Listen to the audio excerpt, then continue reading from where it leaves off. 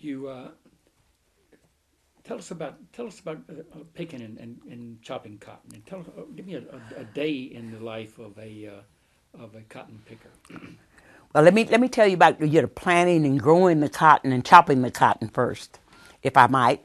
The chopping cotton, you plant it and then you have to go and use a hoe, and you want it up the width of the cotton stalk to be about the width of a hoe, and so you chop the rows and keep it clean so the cotton can grow, and it grows, and Daddy always would have to go back and plow it so we could keep it clean so it would grow, could grow up and make cotton.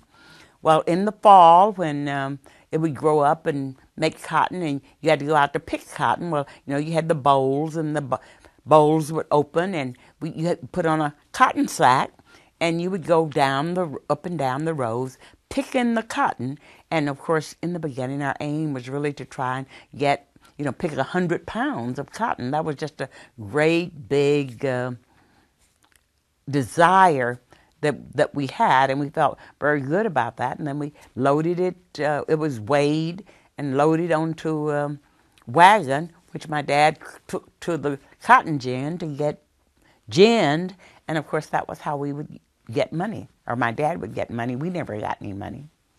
Every child, we all had jobs to do. We all worked in the fields and worked very hard. Usually when my mom was pregnant or having babies, you have to remember there were 8 of us, so obviously she was pregnant fairly often.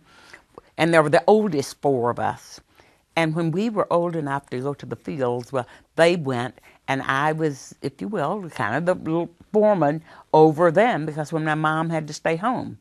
And usually when my dad was hiring other people to work on the farm, and my mom would go because she could get a lot more done. But that meant if I stayed home, I would take care of the baby, I would cook, I would try to clean the house, clean the yard, and do all of the other things. So my sisters and brothers always looked up to me to be responsible for getting things done.